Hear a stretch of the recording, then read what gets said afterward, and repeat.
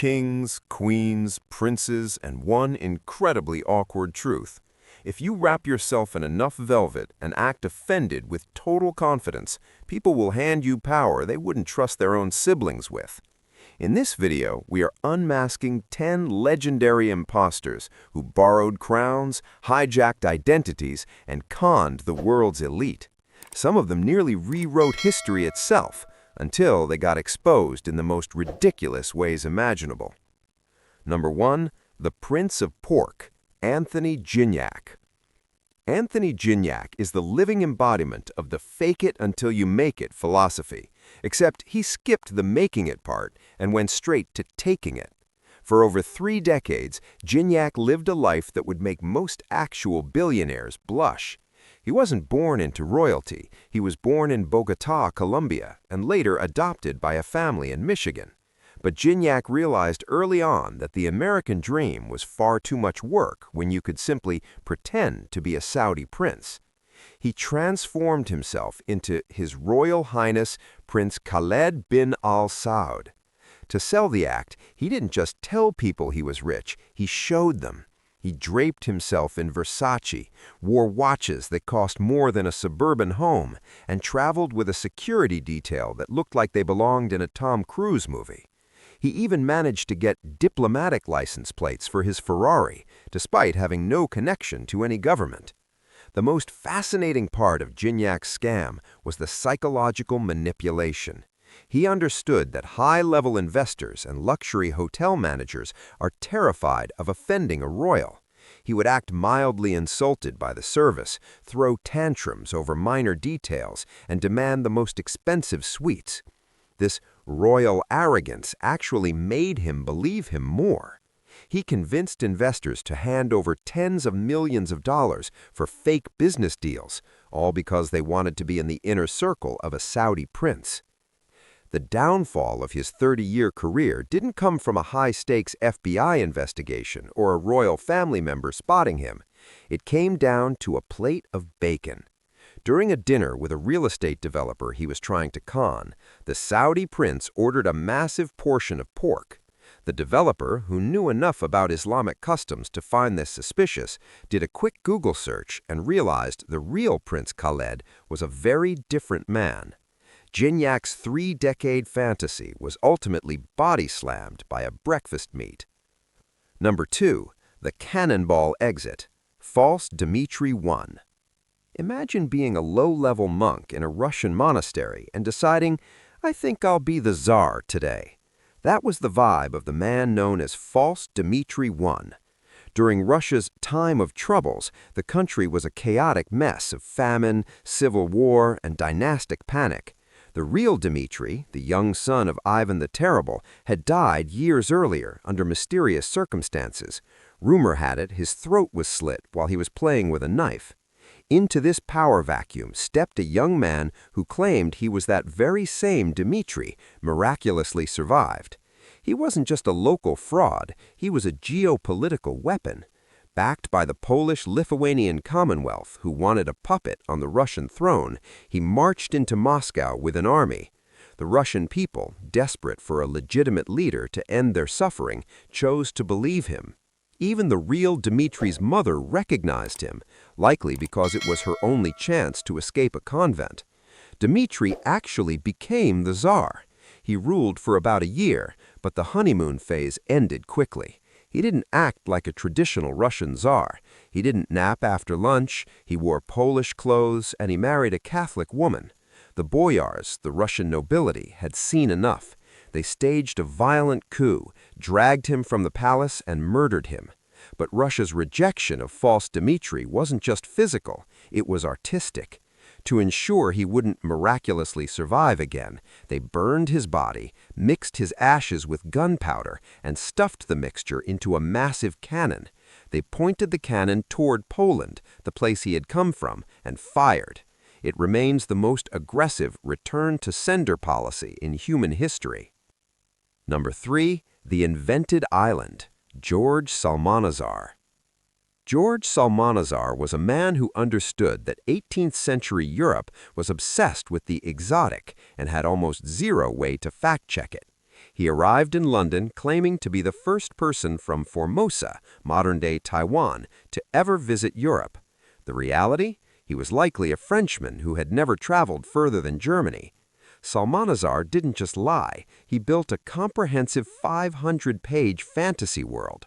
He wrote a book called Historical and Geographical Description of Formosa, where he detailed everything from the island's religion, which apparently involved sacrificing 18,000 young boys a year to a golden ox, to their dietary habits, mostly snakes.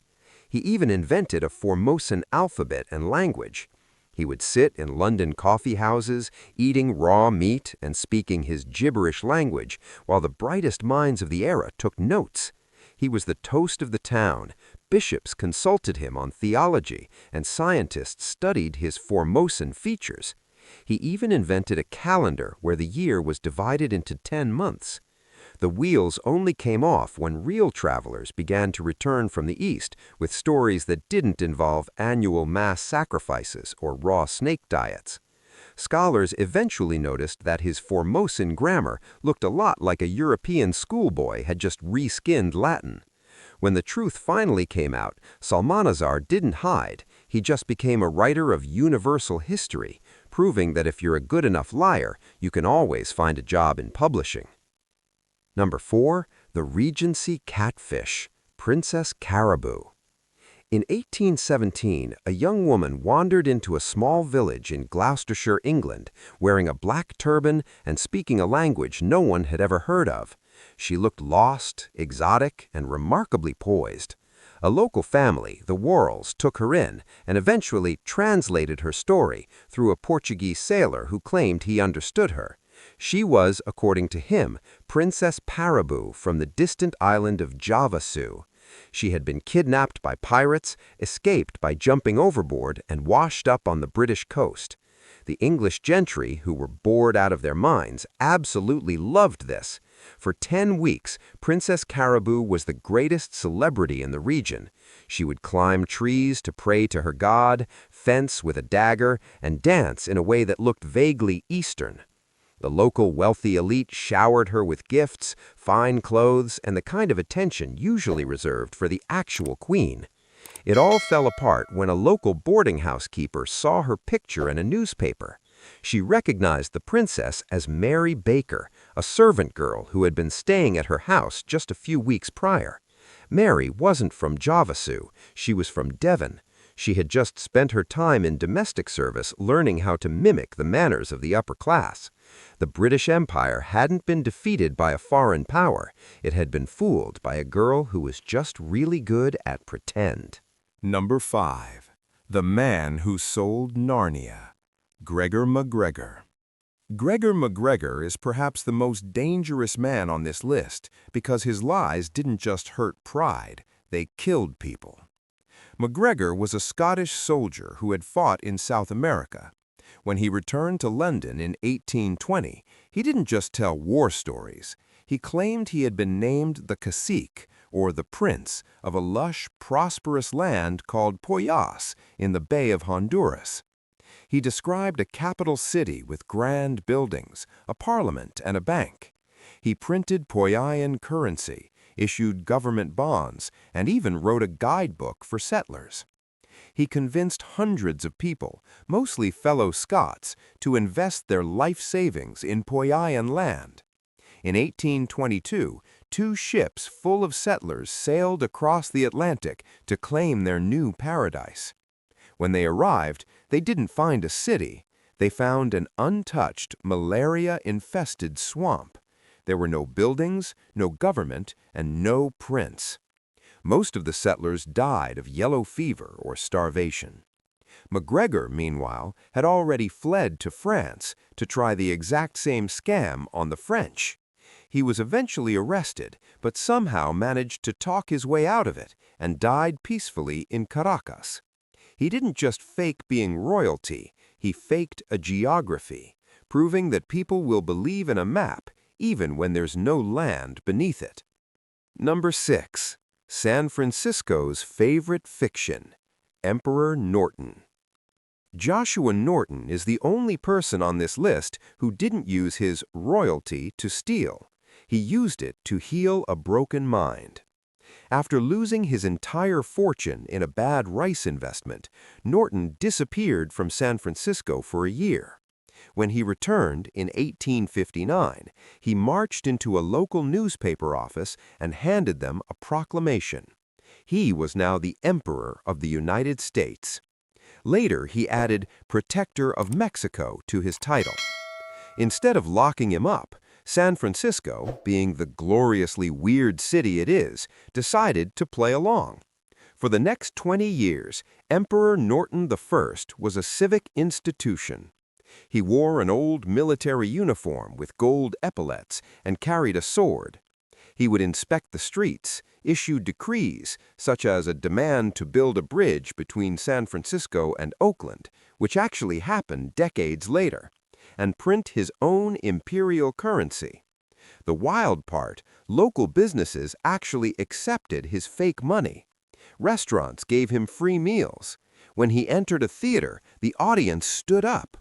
He wasn't a con artist, he was a shared civic dream. When he died in 1880, nearly 30,000 people attended his funeral. He proved that if a community is kind enough, a fake king can be more legitimate than a real president. Number 7. The Bunga Bunga Scandal, the Dreadnought Hoaxers. In 1910, the HMS Dreadnought was the most powerful battleship on Earth, the ultimate symbol of British naval supremacy. Its security was absolute, or so the Navy thought, until they received a telegram from the Foreign Office announcing the princes of Abyssinia, or Ethiopia, were coming for an official tour. The princes arrived at the dock in elaborate robes, turbans, and dark makeup. They were greeted with a red carpet, a brass band, and a full military honors. The Navy officers gave them a VIP tour of the ship's secret technology. The princes kept looking at the guns and shouting "Bunga Bunga" in amazement. The entire group was actually a band of pranksters, including a young Virginia Woolf. Their Abyssinian language was a mix of Latin and gibberish. They were wearing fake beards that were literally falling off in the rain, but the Navy officers were so focused on being proper and hospitable that they ignored the obvious signs of a prank. The Bunga Bunga scandal embarrassed the British military so much that for years afterward, sailors were teased by children shouting Bunga Bunga as they walked by.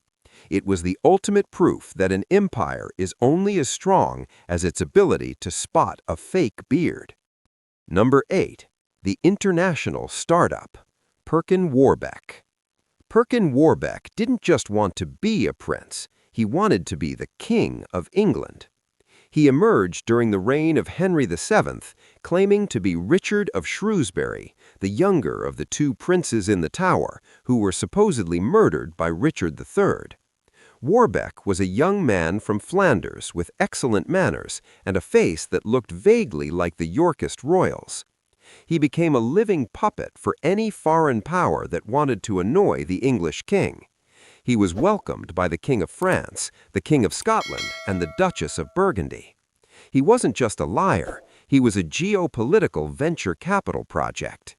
Supported by foreign armies, he launched multiple invasions of England. He even married a Scottish noblewoman who actually believed he was the rightful king. Eventually, he was captured by Henry VII. The king, surprisingly, didn't kill him at first. He let him live at court just to prove how pathetic he was. But Warbeck couldn't stop plotting. He was finally executed in 1499.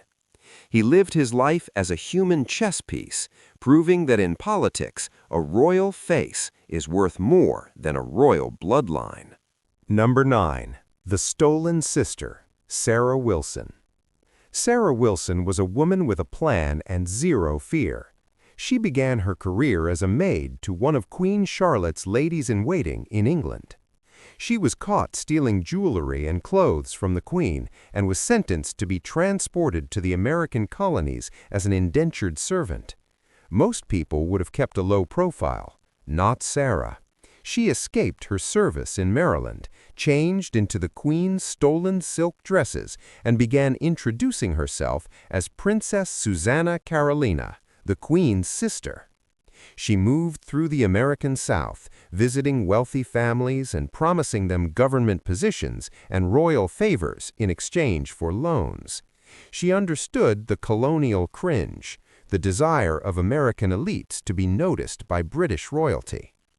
She was invited to the finest balls and treated with absolute reverence. By the time her real owner put an advertisement in the newspaper describing her as a runaway convict, she had already scammed the most powerful families in the South. She vanished into the frontier, leaving behind a trail of empty pockets and embarrassed aristocrats. Number 10. The King of Beaver Island, James Jesse Strang. James Jesse Strang decided that being a religious leader wasn't enough. He needed a crown. After the death of Joseph Smith, the founder of the Mormon movement, Strang claimed he had a secret letter naming him the successor. While Brigham Young led his followers to Utah, Strang led his to Beaver Island in Lake Michigan. In 1850, he declared himself the king of his followers. He had a coronation ceremony with a tin crown, a scarlet robe, and a scepter. He actually governed the island, creating laws and even getting himself elected to the Michigan state legislature. He was a king in the middle of a democratic America. His reign ended when he was assassinated by two of his own followers in 1856. He remains the only man to be officially crowned king on U.S. soil. He proved that if you find a small enough island and a big enough ego, you can make the fantasy of royalty a living, breathing reality, at least until someone decides they've had enough of your laws. If history has a recurring theme, it's that we are remarkably easy to fool if the liar is wearing the right hat. We've accepted fake princesses, fired fake czars out of cannons, and bought land in countries that don't exist. We want the fairy tale to be true because the truth is usually just a bit too boring.